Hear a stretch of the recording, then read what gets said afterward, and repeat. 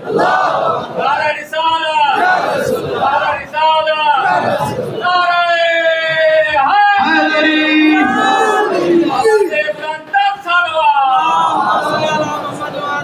ایک دفعہ پھر سن لیں، ایجاء الحاجات، حاجتوں کی حاجت روائی کرنے والے کو رحمت کہتے ہیں۔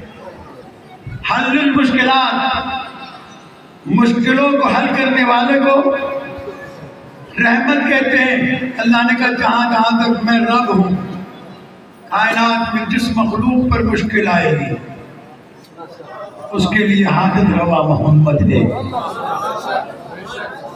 کتنے دنوں کے لیے؟ 23 برس کے لیے۔ جب تک یہ آیت قرآن میں ہے، پیغمبر رحمت للعالمین ہے، اب دنیا کچھ کہتی رہے مجھے پتہ نہیں، مجھے تو اللہ نے بتا دیا کہ میرا محمد حاجت روا بھی ہے، مشکل کشا بھی ہے۔ اب سامنے ہو تب بھی یا محمد ہے، غیب میں ہو تب بھی یا محمد ہے۔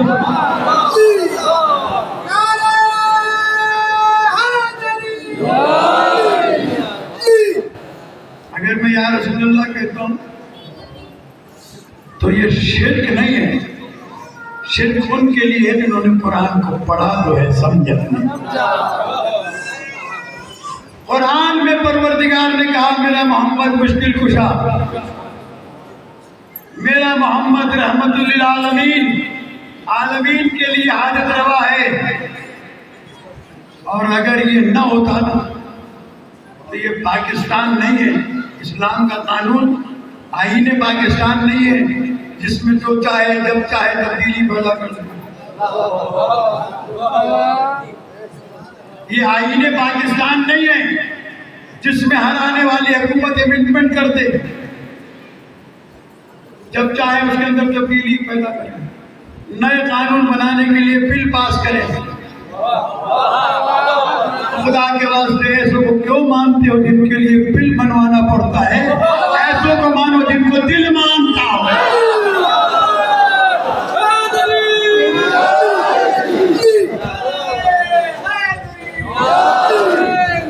شریعت بلوں کے پاس نہیں ہوتی،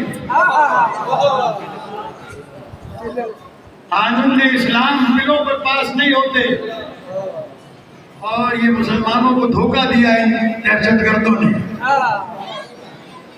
کہ اہل بیت اور اصحاب کا نام لے کر پاکستان میں خانہ جنگی کرائیں۔ تو انہیں ہم بتا دینا چاہتے ہیں جنہیں تم چھپانا چاہتے ہو ان پر ہم صبح شام لعنت کرتے ہیں۔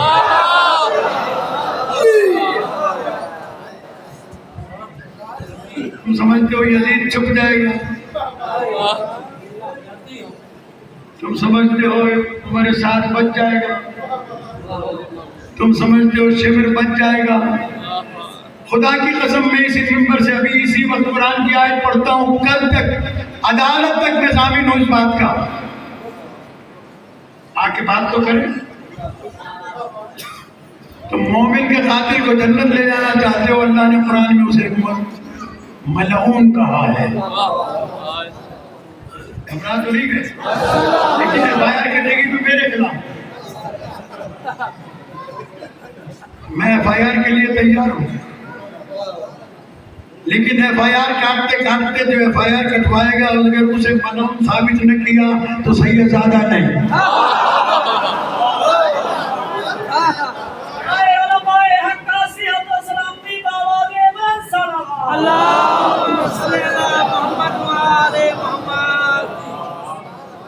یہ دہشت گرد ملا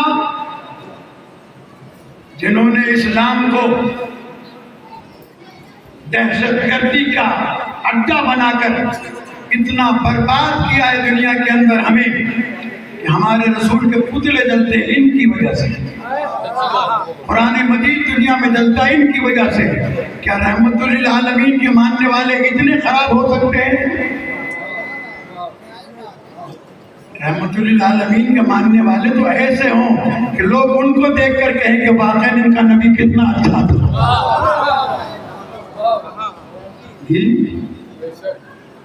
قرآن مجید کی ایک آیت پڑھوں، اس آیت کو مکمل کروں گا، لیکن ایک بات آج میں آپ کے سامنے کہنا چاہتا ہوں کوٹ مٹن والے اس کو اچھی طریقے سے اپنے ذہن میں محفوظ کریں.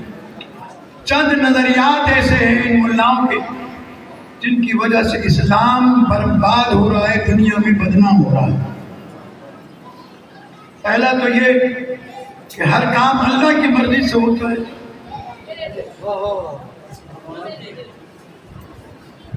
یہاں آئے قرآن مجید, میں آپ کو بتاؤں گا اس سے بڑا دنیا میں جھوٹ نہیں ہو سکتا. یہ اللہ پر جھوٹ بولا جاتا ہے کہ کوئی کام اللہ کی مرضی کے بغیر نہیں ہوتا. اگر کوئی کام اللہ کی مرضی کے بغیر نہیں ہوتا تو بند کرو عدالتیں, بند کرو یہ تھانے, ہٹاؤ اس پولیس کو, کیونکہ چور کا کیا قصور ہے, اس سے تو اللہ نے کرا, اللہ کی مرضی تھی کہ چوری ہو.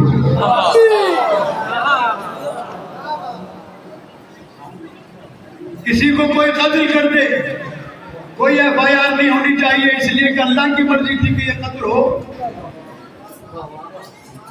اگر کوئی آدمی زبردستی اللہ اس سے قتل کرا رہا ہے تو اس کا کیا قصور ہے؟ FIR کاٹنی ہے تو اللہ نے اسے کاٹو. پتہ نہیں میری بات سمجھ میں ماشاءاللہ. خدا کی قسم کھا کے کہتا ہوں یہ جھوٹ ہے.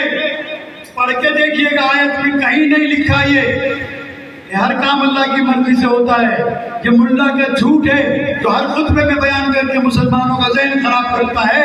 اللہ نے قرآن مجید میں کہا ہے وَلَا تَسْقُطُ مِنْ وَرَقَةٍ إِلَّا يَعْلَمُهَا, کوئی پتا گرتا نہیں ہے مگر اللہ جانتا ہے. جاننا اور ہے, مرضی اور ہے. یہ صرف یزید کو بچانے کے لیے یہ کھڑا گیا کہ اللہ کی مرضی کے بغیر کتا بھی نہیں تھا. کہاں لکھا ہے؟ یہ قرآن پر جھوٹ ہے, صحیح نہیں لکھا ہے قرآن میں. جاننا اور ہے, مرضی اور ہے. اس شہر میں عید میلاد النبی ہو رہا ہے, بہت سے لوگ جانتے ہیں لیکن ان کی مرضی نہیں ہے کہ یہ ہو. اللہ اکبر. کوٹ مٹن والوں, ان کی مرضی نہیں ہے کہ یہ ہو, لیکن وہ جانتے ہیں. کیا جاننے کا گناہ ملے گا انہیں؟ کیا جاننے کا ثواب ملے گا انہیں؟ نہیں میرے دوستو, اللہ نے کہا اللہ جانتا ہے. کوئی پتا اپنی جگہ سے نہیں گرتا مگر اللہ جانتا ہے. یہ یزید کو بچانے کے لیے کھڑا گیا, یہ نظریہ بنایا گیا ہر کام اللہ کی مرضی سے. تو میں کہا کرتا ہوں اگر یزید نے امام حسین کو قتل کیا یہ اللہ کی مرضی تھی تو پھر ہم ماتم کرتے یہ بھی اللہ کی مرضی سے, ہم مجلس کرتے یہ بھی اللہ کی مرضی سے, ہم نیاز کرتے یہ بھی اللہ کی مرضی سے, ہم کسی کو مانتے یہ بھی اللہ کی مرضی سے, نہیں مانتے تو بھی اللہ کی مرضی سے.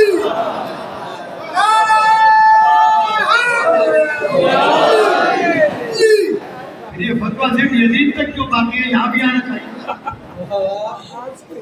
اللہ کی مرضی ہے نا یہ جو آپ جشن عید میلاد النبی کر رہے ہیں. جب اللہ کی مرضی ہے تو آپ کہتے کرتے کہ عید میلاد منانا حرام ہے, صحابہ نے نہیں منایا, آپ کیوں مناتے ہیں؟ یہ صحابہ کو جانتے ہی نہیں. دیکھیے نور الحسن صاحب کے بیٹے سے ملاقات ہوئی میری, ابھی مجھے گاڑی میں لے کے آیا ٹرنڈا محمد پناہ سے. اب میں اگر ولادت کی تاریخ پوچھوں تو یا اس سے پوچھوں جو مجھے لے کے آیا یا اس کے باپ سے پوچھوں. اگر کوٹ مٹن والوں سے پوچھوں کہ بھائی شاہ صاحب کے بیٹے کی تاریخ ولادت کیا ہے, پتہ نہیں آپ میری بات سمجھیں گے کہ نہیں, میں زیادہ کھول کے بیان نہیں کر سکتا. آپ کس سے پوچھیں گے؟ اگر میں کسی کوٹ مٹن والے سے کہوں کہ بھائی نور الحسن صاحب کے بیٹے کی تاریخ ولادت کیا ہے, وہ کہیں گے صحیح ان سے پوچھے جن کا بیٹا ہے, ہمیں کیا پتا. تو آپ نے رسول کی ولادت کی تاریخ پوچھنی ہے تو ابو طالب سے پوچھے, مکے والوں سے کیوں پوچھ رہے ہیں؟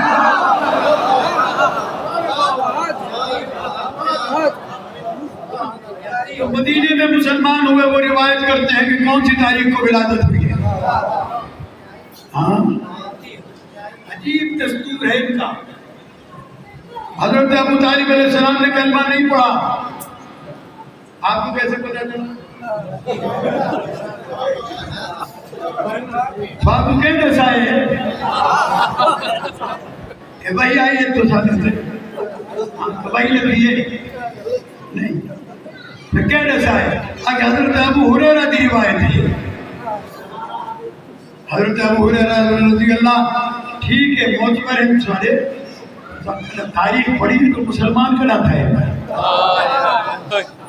9 ہجری کو وہ مسلمان ہوئے. حضرت ابو طالب کی وفات مکے میں ہوئی. پیغمبر نے کان میں کہا تھا چچا کلمہ پڑھ لو. یہ 9 سال کے بعد ابو ہریرہ کے کان تک یہ آواز کس نے پہنچائی؟